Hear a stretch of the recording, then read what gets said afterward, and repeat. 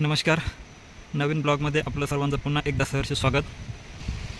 आजचा ब्लॉग आपण एकदम वरती येऊन बनवत आहे, कारण आपल्या डोक्यावर आज ओझं असल्यामुळं आपल्याला खालपासून ब्लॉग बनवता आला नाही. आपले बैल वरती आलेले आहेत चरण्यासाठी, त्यांना आपल्याला बघायला जायचं आहे कुठे आहेत ते. सध्या आपण पाथराईमध्ये आहोत. या जंगलाचं नाव आहे पाथराई. सगळीकडं संपूर्ण घनदाट जंगल आहे. इथं एकट्याचं येणं काम नाही आहे, इथं संपूर्ण जंगली प्राण्यांचं वावर आहे. तरी आपण आलेलो आहे, कारण आपल्याला या शेताची सवय आहे, त्यामुळे आपल्याला काहीच वाटत नाही. वाघ, बिबटे, रानडुक्कर सर्वच प्राणी इथं असतात. इथं खुरासणी पेरलेलं आहे. खुरासणी भरपूर हवा आहे मित्रांनो. आज पाऊसही भरपूर आहे, हवाही भरपूर आहे. पाथराई म्हटले का कोणाचंही काम नाही इथं काम करणं. चला आपण आपली बैल कुठं गेलेत बघू. सकाळीच आपण वरती आणून लावलेली आहे ती, आणि परत खाली गेलो होतो नांगर आणि रुमणा आणण्यासाठी. भरपूर पाऊस आणि भरपूर हवा. या बाळाच्या डोंगराला सूर्य वाहू राहिले पावसामुळे.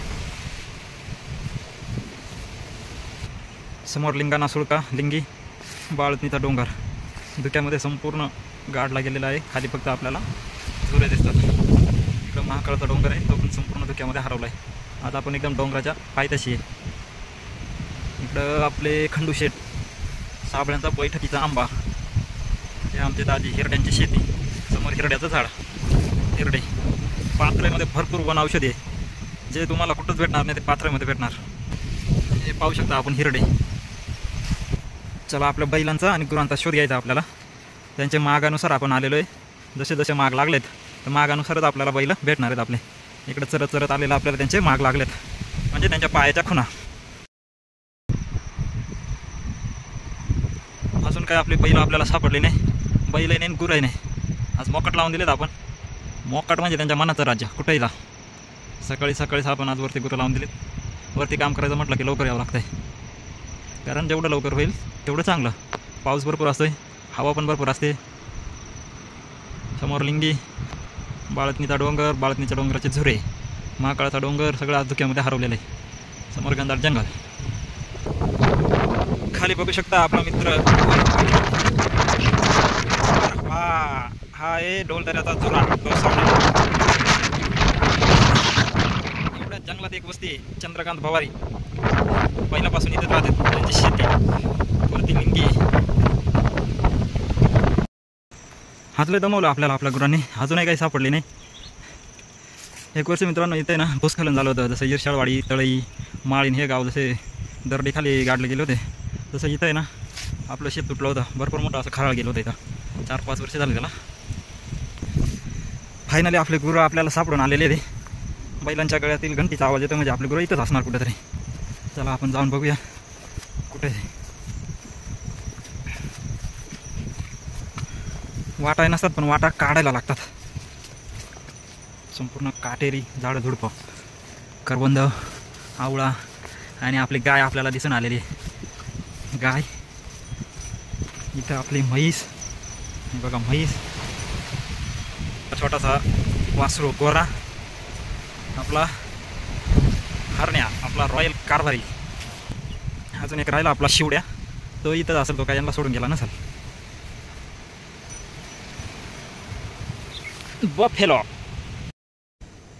हे जे समोर बादाचं रोप दिसते ना, या रोपाचे आज खनन करून आपल्याला हे एक वावर लावायचं आहे, आणि वरती अजून एक वावर लावायचं आहे. माणसं काही अजून आले नाही आपले.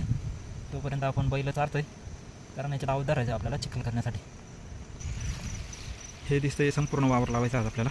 इथं चिखल करून 2 आवतं आहे. ते 2 आवताच्या साह्याने वावराचा चिखल होऊन एवढं वावर आपला आज लावून होणार आहे. दुःख पहा कसं पळतं डोंगरानं, हवेनं. इथं वरती वावर लावायचं आपल्याला अजून एक संपूर्ण वावर लावायचं आज आपल्याला. जेवढं होईल तेवढं. माणसांच्या याच्यावर किती माणसं आहेत. इकडं आपलं झाप. इथं खुरासने पेरलेलं आपण. हा लवकर पेरला आहे, त्यामुळे याची वाढ जास्त झाली. इथं वरती वावर आहे, त्याच्यावरती शेततळं हे लावलं आपण पहिलेच. आणि हे खाली, हे खालचं एक लावायचा. समोर पवन चक्कीचा डोंगर. समोर आपलं झाप. चला आपण झापाकडे चक्कर मारून येऊया. काय काय झापामध्ये बघू आपण.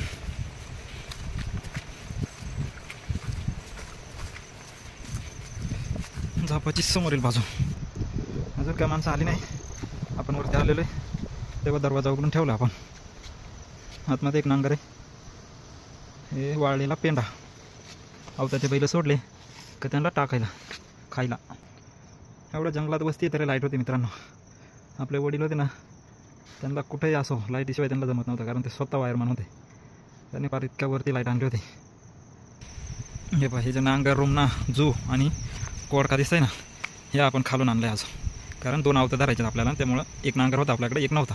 मग तो आपण गुरावरती आणून लावले आणि परत आणण्यासाठी खाली गेलो होता. हे आहे नांगराच्या मागच्या बाजूला लावायला लागतंय, ज्याच्या साह्यानं आपण नांगर सहज इकडे तिकडे वळवू शकतो आणि धरू शकतो. नांगराचा फाळ, ज्याच्या साह्यानं जमीन नांगरली जाते. जू कोडका, ज्योती शिवळ. हे आहे जोतं बैलाच्या गळ्यातून शिवळाला टाकायचं, ज्याच्या साह्यानं बैल जू सोडून जात नाही.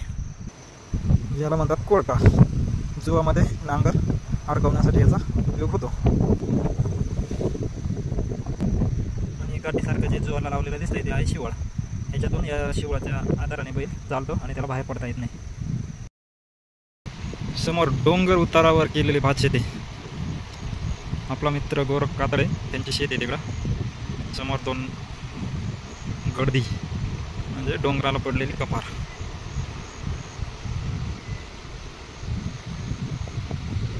इथं खाली पोखरामध्ये भावारी यांची बसते. डोंगरावरून पडणारं पाणी. हे समोर गाव. गावापासून किती लांब आहे आज आपण. हे आपलं दगडीचं पाणी. मोठी दगड आहे, याच्यावरून याला नाव पडलं आहे दगडीचं पाणी. अजून काही पाणी उकरलेलं नाही तिथं. पाऊस उघडून गेला की मार्च एप्रिलमध्ये इथं पाणी असते, म्हणजे होळीपर्यंत इथं पाणी असते.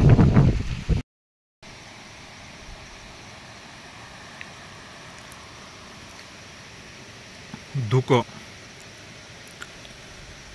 संपूर्ण धुकं.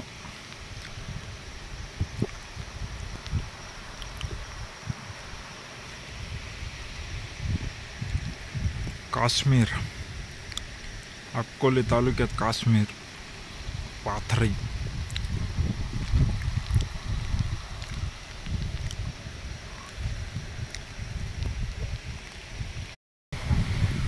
हे पहा, मगाशी व्हिडिओमध्ये सांगितल्याप्रमाणे इथून आवता आपली तयारी आहे आता या वावराचा चिखल करण्यासाठी. मोजा माणसं, एकूण 15 माणसं आहे ती. एवढं रोप खणलंय आता त्यांनी. वर आवतावर 2 जण आहे ते, 2 आवतावर 2 जण. एवढं रोप खणून हे एक वावर आवून वरचं वावर लावतील ते संध्याकाळपर्यंत.